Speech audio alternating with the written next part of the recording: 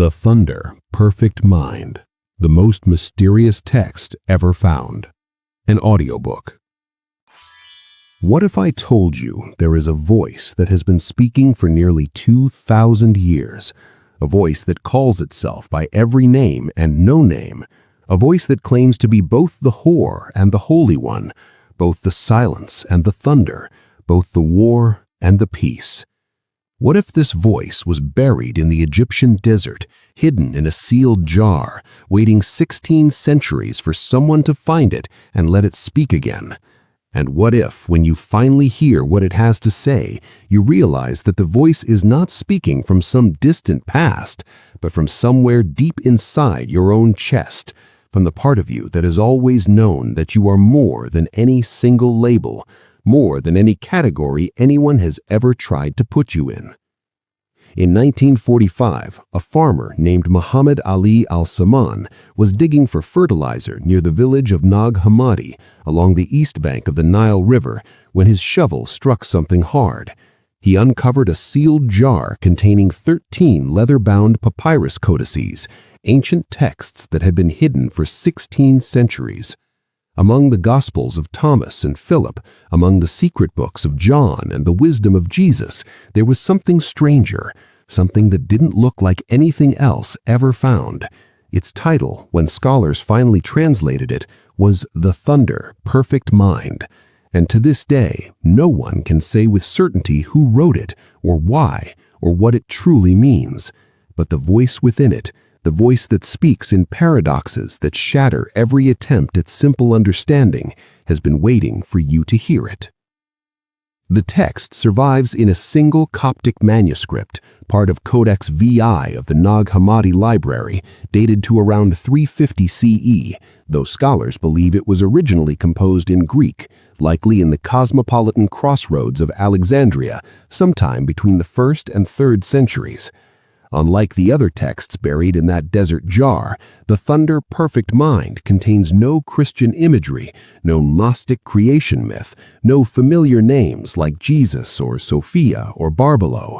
It stands alone, a poem of approximately 150 lines, a monologue spoken by a divine feminine figure who never identifies herself by any traditional name.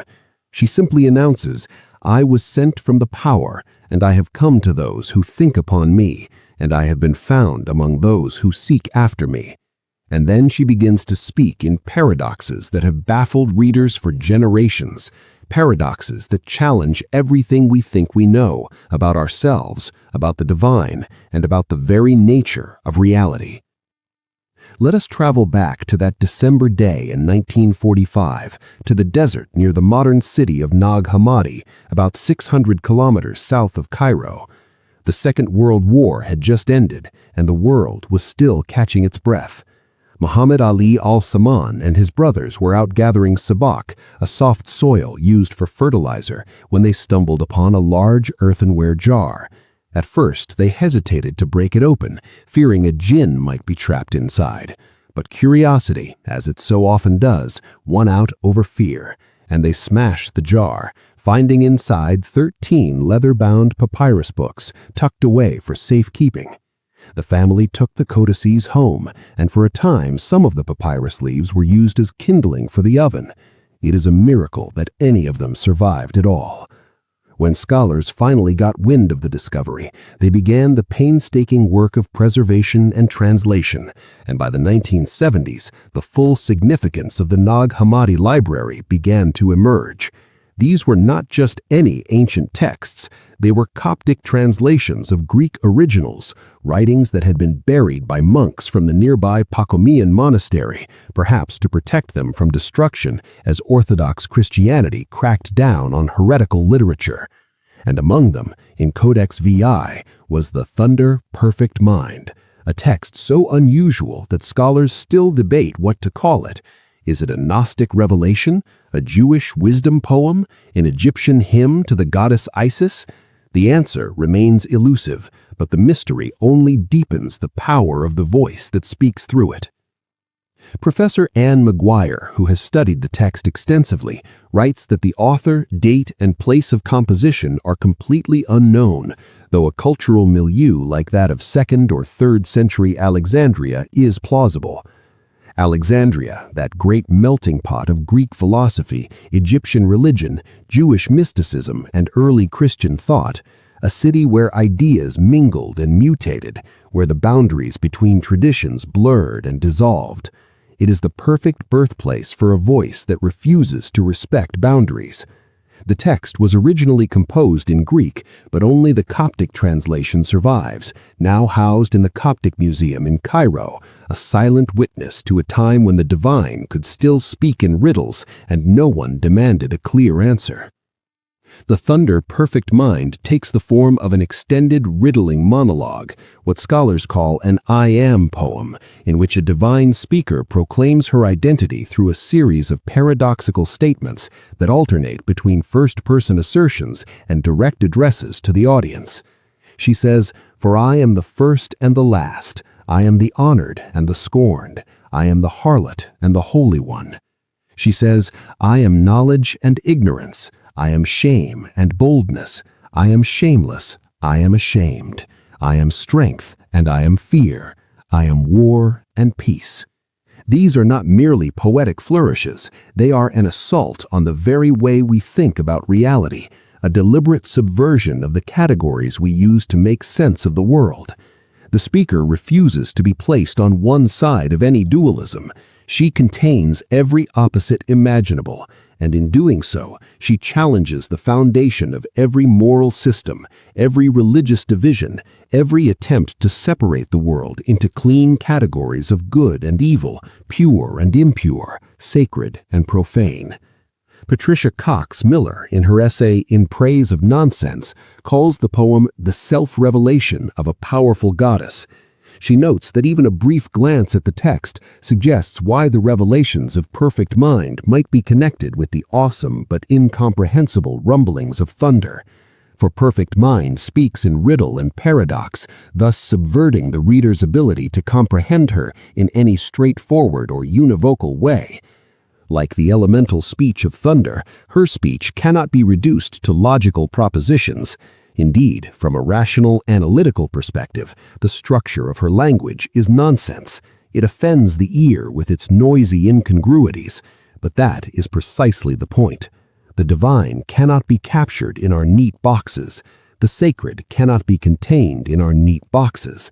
If you want to encounter the real, you must be willing to let go of the illusion that you can understand everything, control everything, categorize everything. You must be willing to listen to the thunder. The riddling form of the poem echoes Greek identity riddles, a common poetic form in the ancient Mediterranean, where a speaker would challenge listeners to guess who or what was speaking. But in this case, there is no answer to guess. The speaker never reveals a single name, never settles into a fixed identity. She is always shifting, always becoming, always both one thing and its opposite. Some scholars have suggested that the riddles may presuppose a classical Gnostic myth, such as the one found in the Reality of the Rulers or the Secret Book of John, where the divine feminine figure of Sophia plays a central role.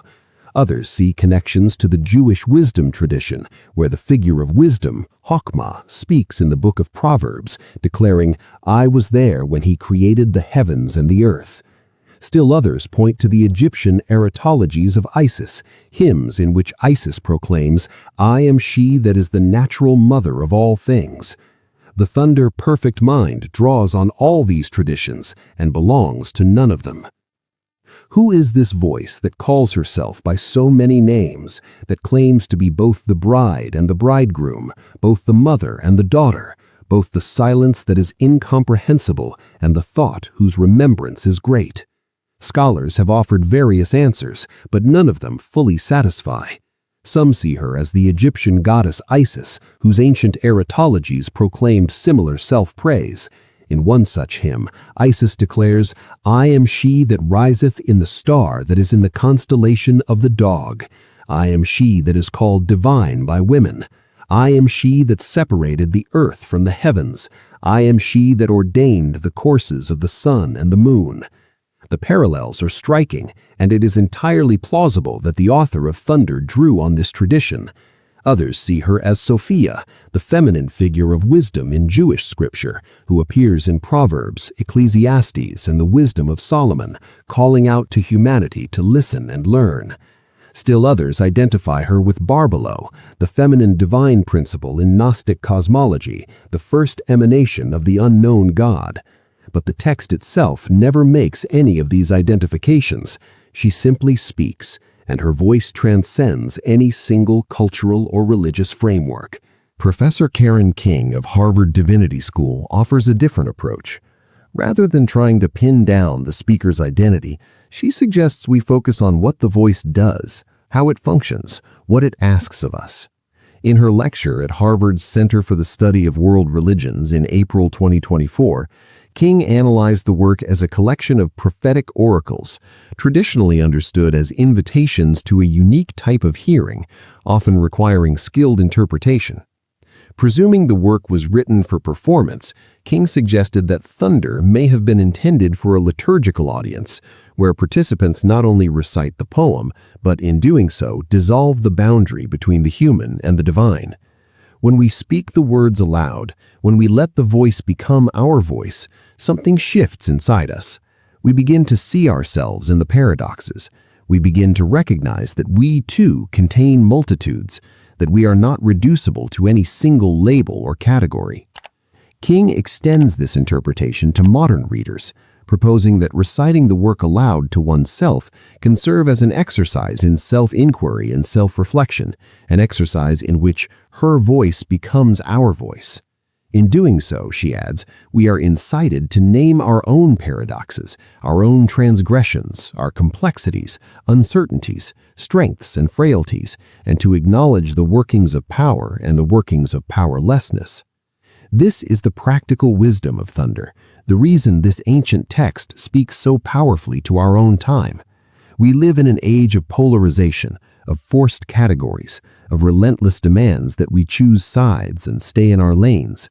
The voice of Thunder refuses all of that. She will not be reduced. She will not be simplified. She will not be controlled. And in her refusal, she shows us a way out of the trap of dualistic thinking. There is another layer to this text, one that takes us deep into the nature of language itself, into the very fabric of how meaning is made and unmade. Dr. Tilde Bach-Halvegard, in her groundbreaking study, Linguistic Manifestations in the Trimorphic Protonoia and the Thunder Perfect Mind, argues that the speaker does not merely use words to describe herself, she becomes language itself. Consider the lines that have puzzled readers for decades. I am the name of the voice, and the voice of the name. I am the sign of writing, and the manifestation of difference. The speaker identifies with the very building blocks of meaning, with sound and silence, with utterance and name.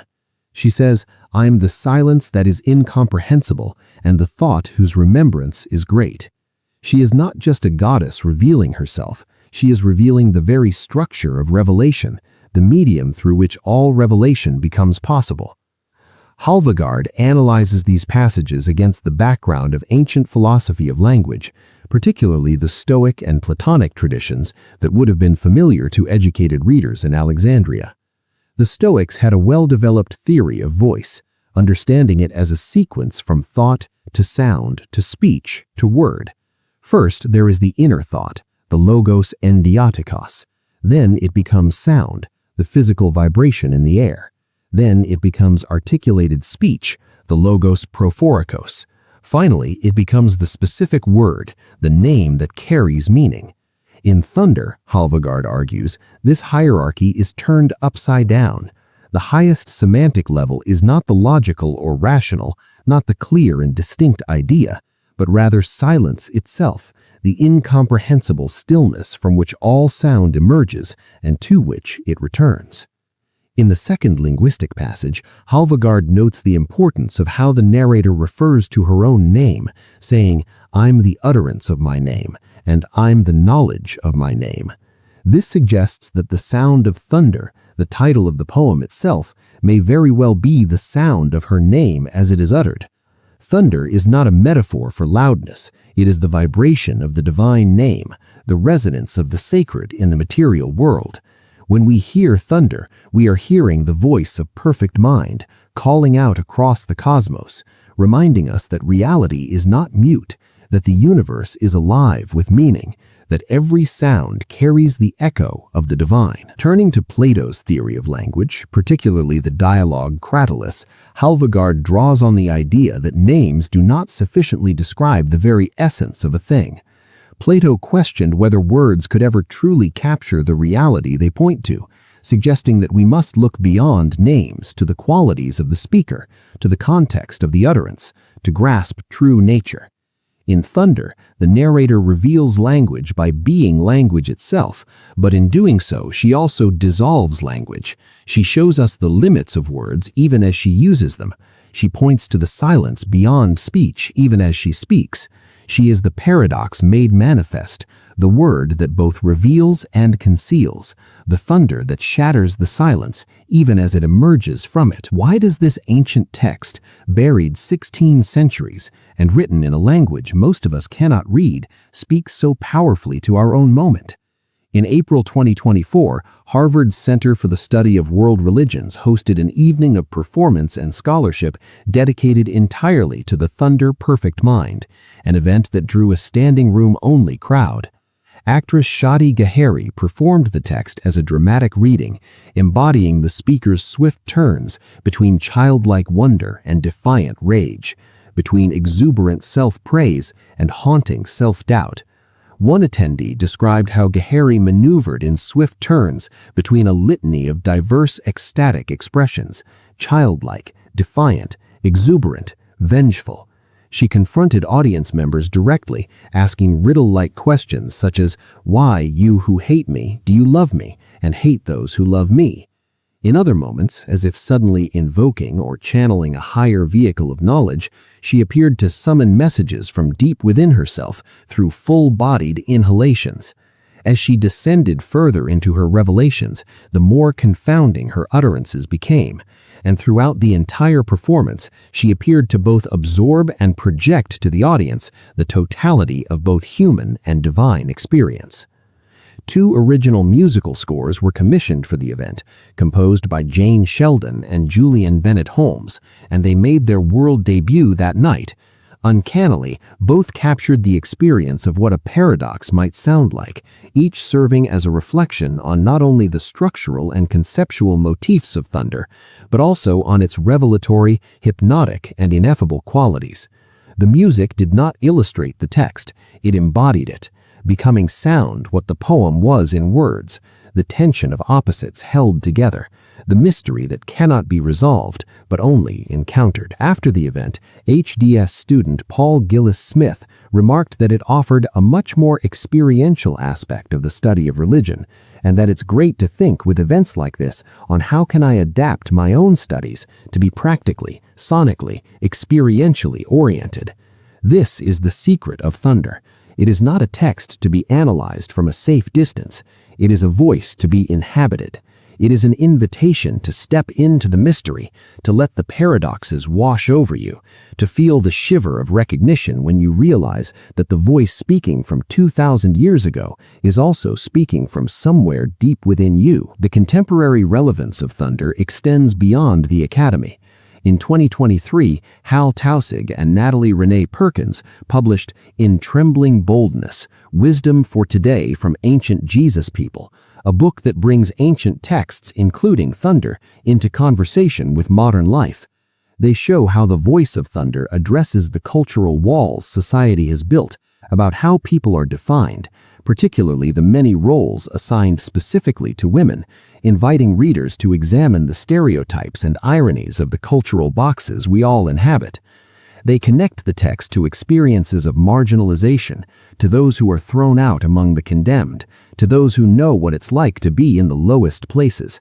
The voice of Thunder speaks for all who have been told they are less than, all who have been reduced to a single label, all who have been judged by categories that could never capture their fullness. And so we come to the invitation that lies at the heart of this ancient poem, the call that has been echoing across the centuries, waiting for ears willing to hear.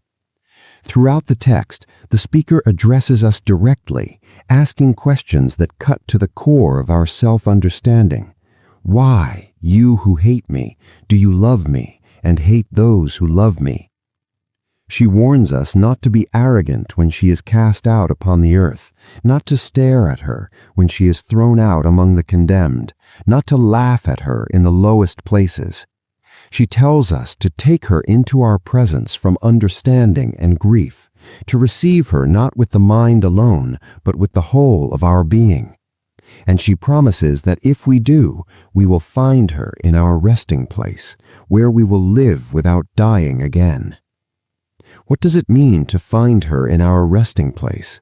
It means to discover that the divine is not somewhere out there, beyond the stars, beyond the reach of human experience. The divine is here, in the silence beneath your thoughts, in the stillness beneath your busyness, in the part of you that has always known that you are more than any story anyone has ever told about you. The resting place is not a location in space, it is a state of being. It is the place where you stop fighting yourself, stop judging yourself, stop trying to be only one thing, and simply rest in the awareness that holds all of who you are. In that resting place, you discover that you have always been held, always been loved, always been part of something vast and incomprehensible and infinitely gentle. The thunder-perfect mind asks us to embrace our own paradoxes. It asks us to acknowledge that we are both strong and afraid, both wise and foolish, both saint and sinner. It asks us to stop trying to be perfect in the eyes of the world and start being whole in the eyes of the divine. Because wholeness is not about eliminating the parts of ourselves we don't like. It is about including everything, holding all of it in compassionate awareness, letting the light and the shadow coexist without judgment. When we can do that for ourselves, we can begin to do it for others.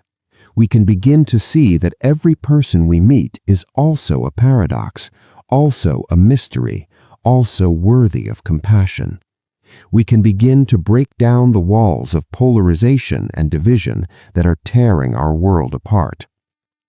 The scholar Anne Maguire writes that thunder's logic displaces opposites with paradoxes that cross over and nullify boundaries, and in doing so, the text opens new possibilities for the critique and reinterpretation of such polarities.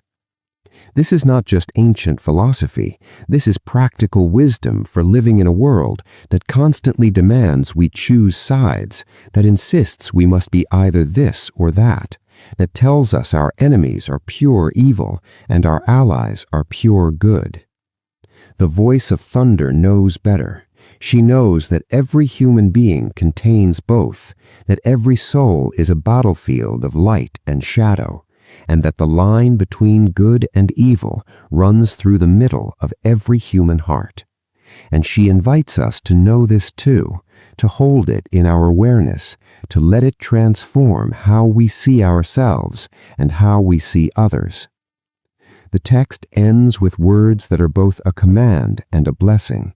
Look at my words and my writings, heed the message, and find me in your resting place, where you will live without dying again. Look, heed, find. These are active verbs, invitations to participation, calls to a deeper engagement with reality. The thunder-perfect mind is not a text to be passively consumed. It is a voice to be actively encountered. And when you encounter it, when you let it speak through you, something shifts. You begin to see that the voice has always been there, waiting in the silence, waiting in the thunder, waiting in the depths of your own being. Know thyself, for in knowing yourself, you come to know the one who is first and last, honored and scorned, harlot and holy, and she has been waiting for you all along.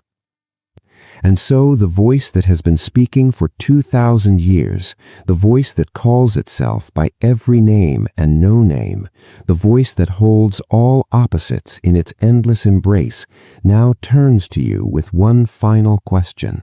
Will you let her speak through you? Will you let her paradoxes become your own? Will you let the thunder of her revelation shatter the small box you have built for yourself and release you into the vastness of who you truly are? The thunder-perfect mind was not buried in the Egyptian desert to be found and then forgotten again. It was buried so that it might be found at exactly the right moment, in exactly the right hands, by exactly the right soul. And if you have made it this far, if these words have stirred something in you that you cannot quite name, then you are that soul. The voice has found its resting place, and that resting place is you. If this journey into the mystery of the divine feminine has awakened something in your heart, if the paradoxes of thunder have opened a door you cannot close, then please help this channel grow and spread the light by hitting that like button, subscribing to Temet Nosce, and turning on notifications so you never miss another exploration into the ancient wisdom that is calling us all awake. And drop a comment below telling us which of her paradoxes spoke most deeply to you: the honored and the scorned, the harlot and the holy, the silence and the thunder. Because your voice matters, your perspective matters, and together we are learning to hold the opposites without fear. Thank you for watching.